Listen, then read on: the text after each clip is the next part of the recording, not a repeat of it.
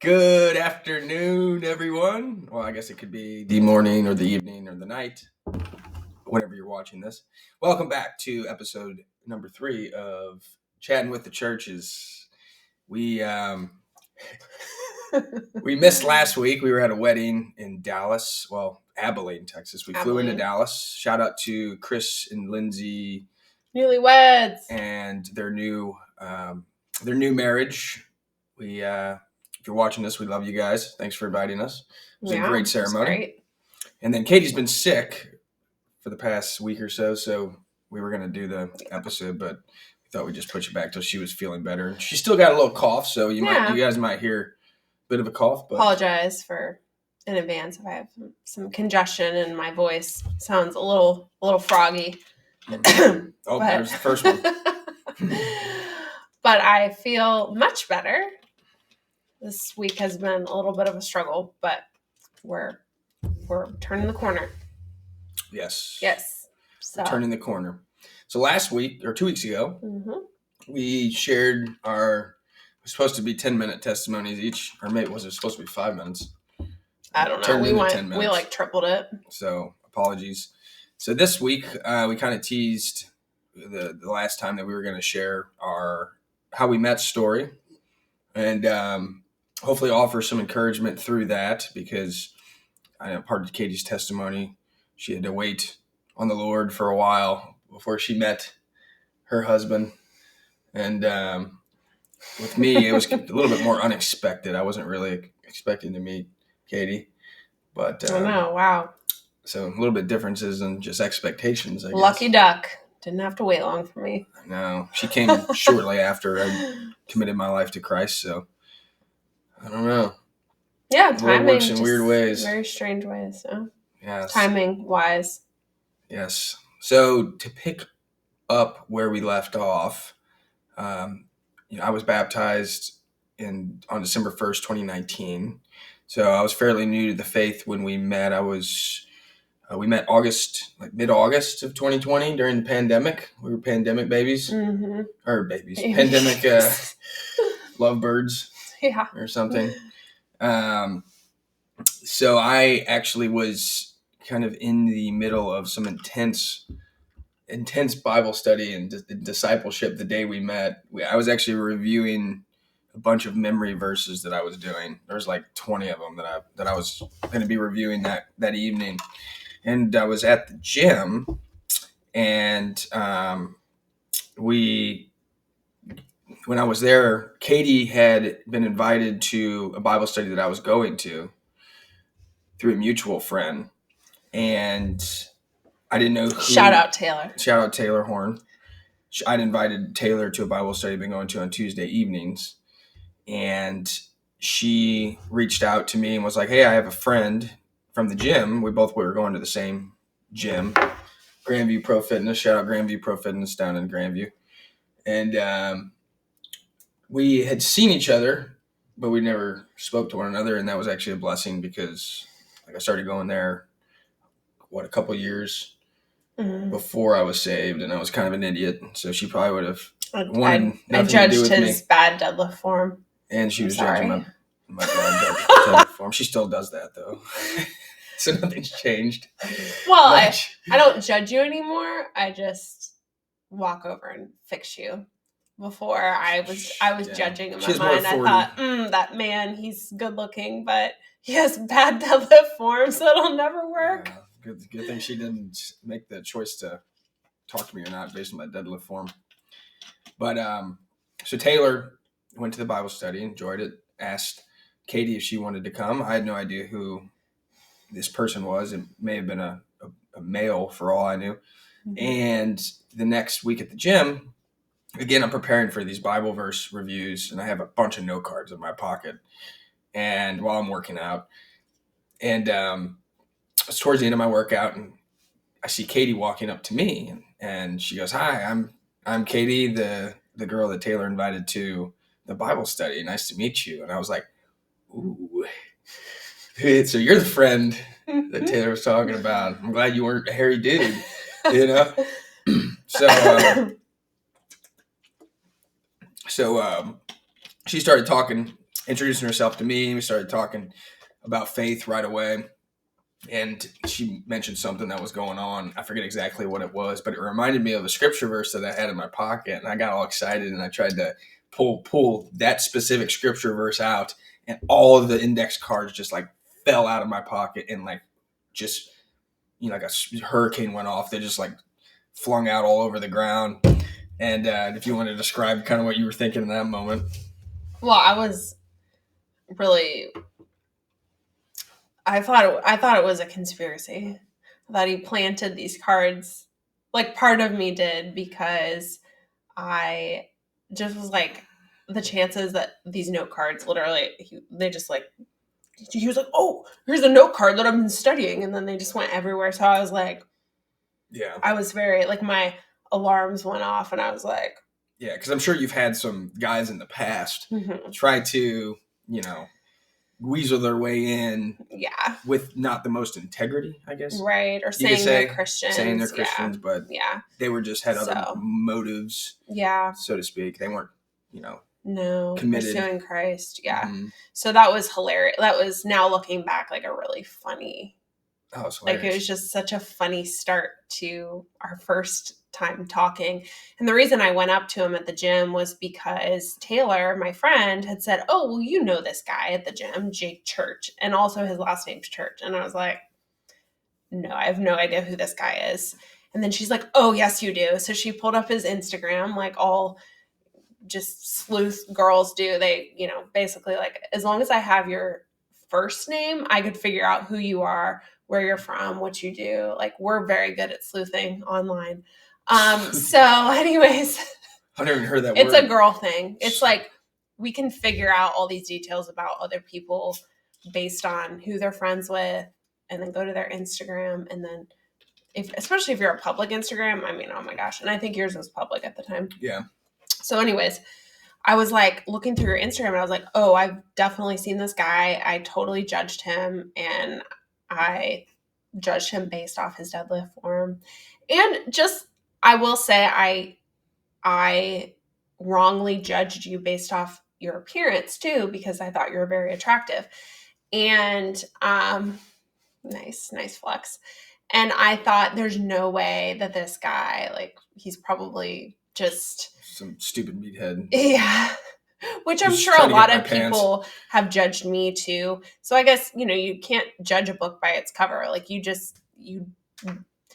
I think appearances, we're so quick to judge people off their appearances so many times we don't even realize it before getting to know someone.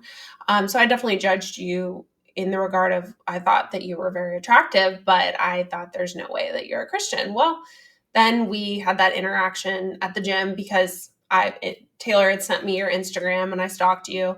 And then I was like, okay, this guy's cute. So next time I see him, I'm definitely going to say something.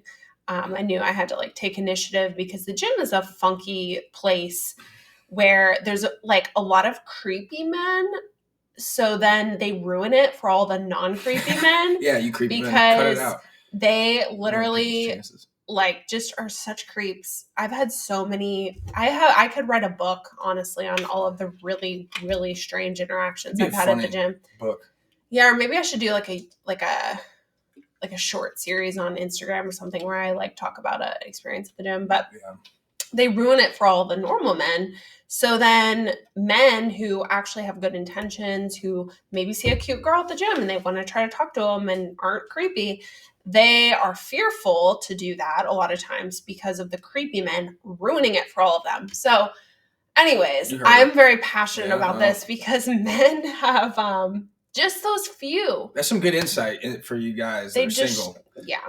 Just, if you're not a creep, then maybe just be discerning. Yeah. Like, there might be an opportunity to meet your wife at the gym. Like, for sure, I always thought I would never meet my wife at the gym, because I always adopted that mentality. Like, I'm not going to hit on a girl at the gym because that is creepy. So it's kind of what she's saying. Like, it kind of deterred me away from. Yeah. They just want to work. They don't want to be flirted with or whatever.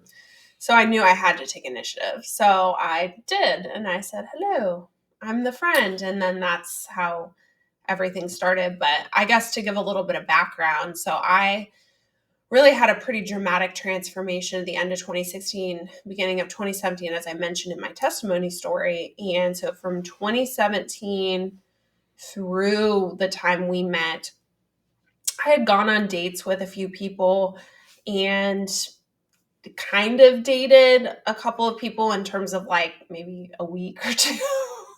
That was maybe 3 weeks or something, or 4 weeks, where I would like be talking to someone and like, okay, is this going to go somewhere? But usually what I found, and I was very, very discouraged, was that either men were not committed to Christ and had no interest, or they were telling me that they were interested, but they really just kind of wanted to say that to please me and then to maybe be able to go out with me. And then, I don't know, it was very frustrating because I felt like I was just striking out. And I mean, 95% of my time I committed to singleness in that period of time. Like I was very single. I wasn't like going from one guy to the next because I wanted to date with integrity. I wanted to date in a godly way. And so from the beginning, I would tell guys like, all right, here's my physical boundaries and here's my, boundaries with whatever. And just like, I want you to, a man that pursues Jesus. I want these different, I was very upfront. And so that I thought was, I mean, it is a good thing. But unfortunately, I did have some men that lied to me and said, oh, yeah, like that's what I'm about, blah, blah, blah. And so it was kind of like one after another, where I was just like, first of all, I feel like there's a lot of dishonesty in dating. Second of all, I'm honestly like having a hard time. Like I felt like I had a really hard time feeling even attracted to men. Like I would go out with these guys and I'm like, I am not attracted. So I started to get frustrated and I was like, maybe I'm meant to be single. Maybe God is, maybe God is like, I felt like there was something wrong with me. And I'm sure some ladies who can relate to what I'm saying, because we're just different. Men and women are very different. And I think sometimes like women have a little bit harder time being attracted to, I don't know how to describe this, but like men are more just, okay, they're attracted to a woman, so they're going to pursue them. Whereas women, like usually that attraction grows and it takes some time. And like, I just felt myself like, why am I not growing in attraction? Initially more character driven, like in what's personality kind of. If that's not there, then it's a turn off more than a guy who's with a hot girl that might sacrifice a little bit of character flaw because of the hotness.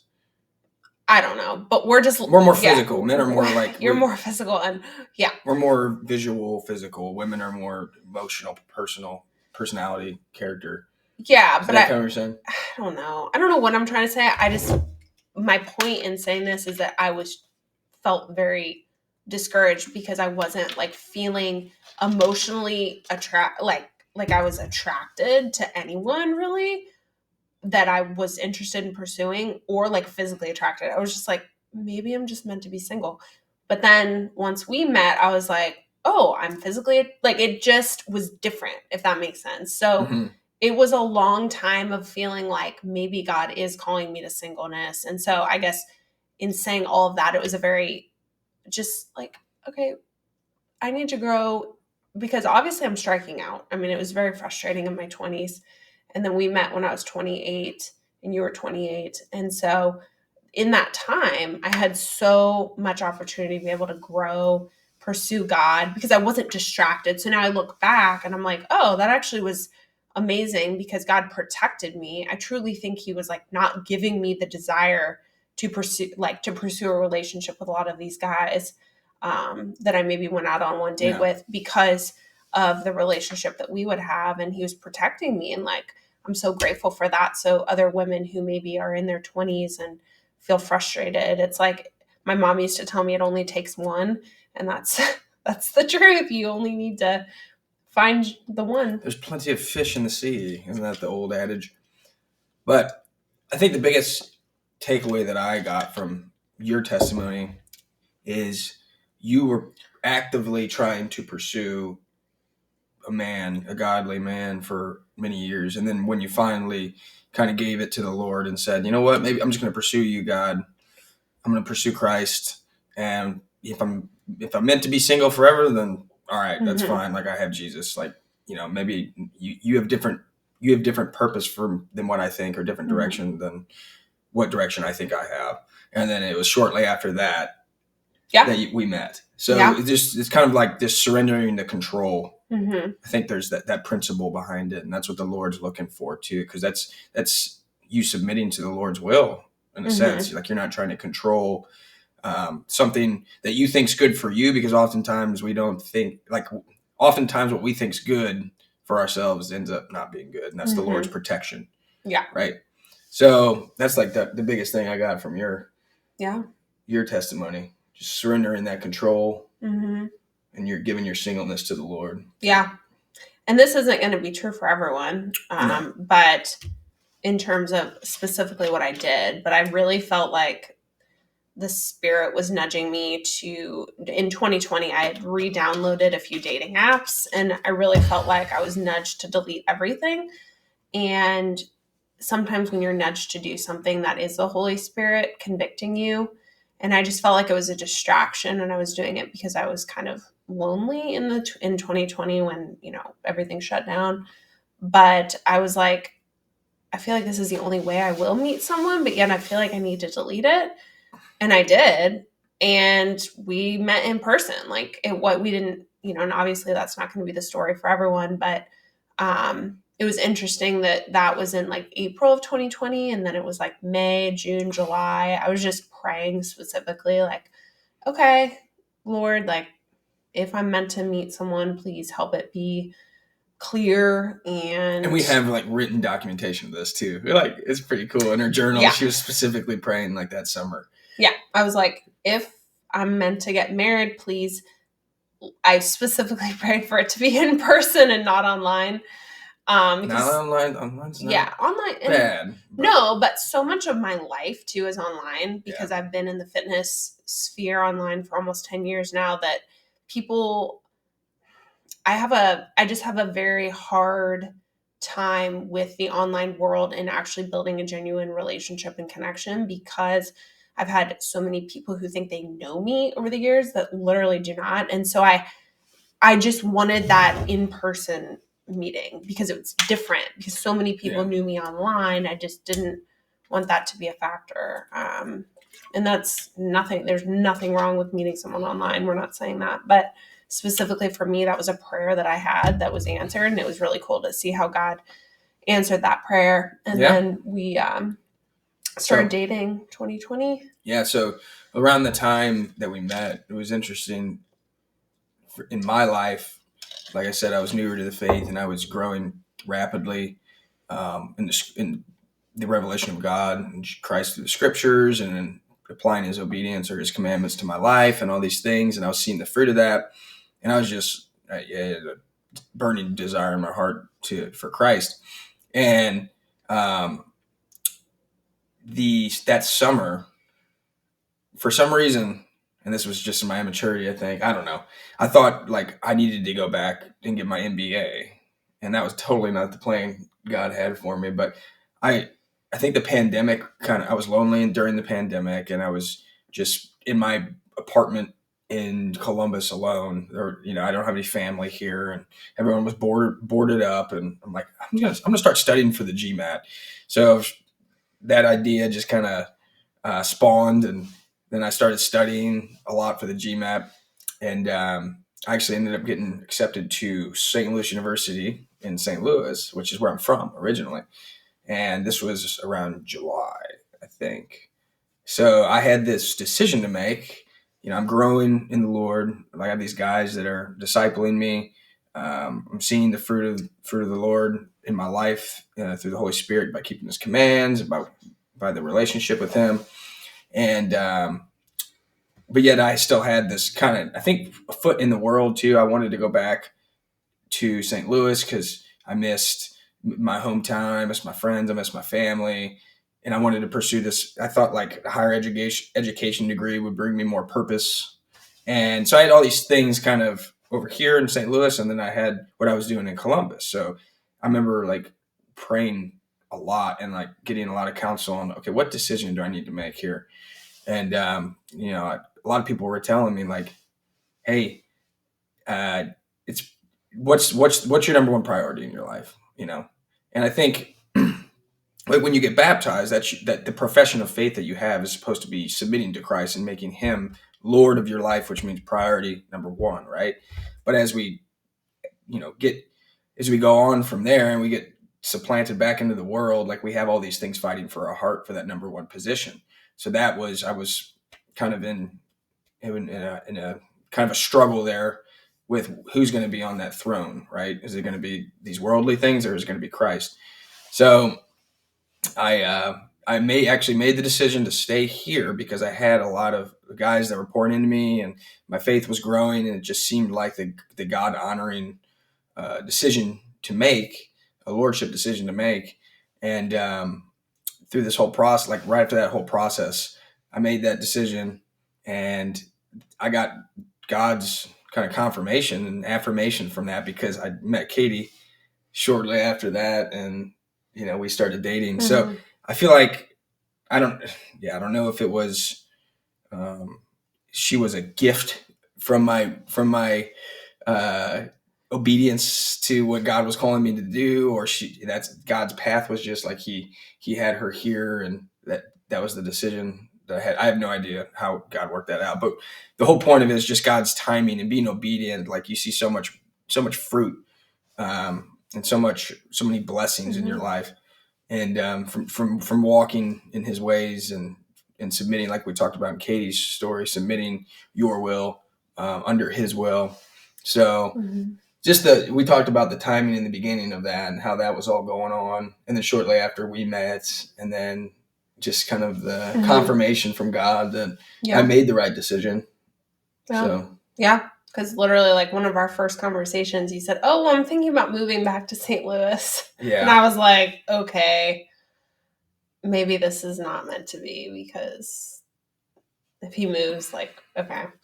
I just remember having a thought of, like, okay, well, I don't know about this one. But then he made that decision. You made that decision, like, within the next couple of days, I think, after we had that conversation. So yeah, the timing was interesting. And I don't know how much of an influence you were with that decision. Looking back at it now, it may have been a lot. It may have been a little. I have no idea. But I have no idea. But anyway, I don't remember where I was in my decision-making process, but yeah. I just remember you said, I might move back. And I was like, okay. I think I was leaning towards no, though. Yeah. Because I wanted to move back because of the wrong things. I wasn't going. When you're faced with two decisions, you got to ask yourself, is this a God glorifying decision? And like looking back at it now, it's a good example for me to assess future decisions, because you typically have, you know, a couple of options. You ask yourself, is this a God glorifying decision? And one, most of the time, probably going to be no. It's going to be a selfish one. It's a me glorifying decision. So the hard part is choosing the one that's going to be God glorifying, because a lot of the time it's something you don't want to do. So, and then when you have two decisions that are God glorifying, then just pick one and do it. And then in your action steps of moving forward, God will provide direction after that. So. Oh. Is there anything else that we wanted? I just talked for a long time. So do you have anything else? Well, that was like our meat story. But I think next time we could talk about like sanctification through relationship. I think that would be a good topic, because where we left off now has me thinking about just our differences and how different we are, and how God has used those differences to sanctify us. I think it would be cool to talk about that in our next one, and how differences in a dating relationship. Lovely. Just sparkling water, sorry. How differences aren't bad. And actually, I think looking for someone who you are going to be in a marriage with you should not look for just the male version, like for as a woman, a male version of myself, because that would be horrible.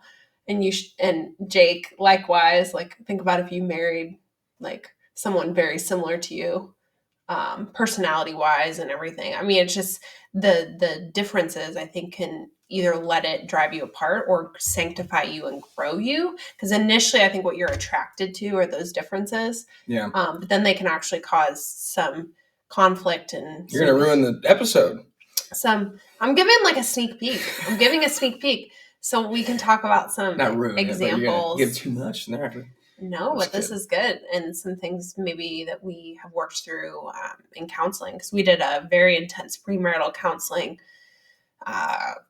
book and study, and it went 12 weeks, and we still go every month, and it is so good. So we can talk about some of the things that Seth, our counselor, has taught us, and just strategies and communication and our differences. And I just think there's a lot to be learned through just growing as individuals, but then also growing in your marriage and not avoiding conflict too. That's something that is not a good thing. So yeah, just growing through conflict. And yeah. So what are the main takeaways from we're doing a summary? Episode? I thought we were just going to say no, I just want to summarize it because that was a lot. I mean, we kind of 26 minutes of, I feel like, I don't know if we just kind of put it all together. So one, I would say, like, wait on God's timing before you date someone. Like, don't jump into dating because of selfish reasons, like you're lonely or you want to have fun, or even things like, oh, I gotta, I don't know, test out a bunch of people or whatever. Wait on the Lord; He'll make it clear. I think being prayerful. Ask yourself, like, how do I align this with the Lord's will? Like, how do I align a partner with the Lord's will? Mm-hmm. So just be prayerful. Like, that's a good takeaway. Discerning too, and mindful of fruit, because someone can say they're one way, but you will know them by their fruit. So what does someone's actions in life actually demonstrate about their character, not just what they're saying? Yeah, there's going to be a massive infatuation stage in the beginning of a dating relationship. So just stay grounded in the truth and the word. Look at someone's character, over time. Like, don't brush off things that need to be talked about. So I would say that, and then any other. God can work in unexpected and funny ways too. I think God has a sense of humor. Oh yeah, He'll give you a pretty crazy story. Yeah. And making decisions, make sure that you are prayerful and. Yes. Yeah, I think it comes down to just being prayerful and being connected with the Lord. And like Proverbs 3:5, trust in the Lord with all your heart, lean not on your own understanding. In all your ways acknowledge Him, and He will make your path straight. So there we go. That's get a little period mic drop. Of it. Yes. All right, we're at 28 minutes. Peace out. We'll be back for another. They keep getting longer every week, guys. Chatting with the churches. That's okay. We'll try to reel it. Keep it under like 30. We got a minute and a half to go then. Let's keep going. We'll be a podcast instead of, maybe we could do this and then download the audio and make it into a podcast too. We'll see. Teaser. TBD. Have a great day. Thanks for listening.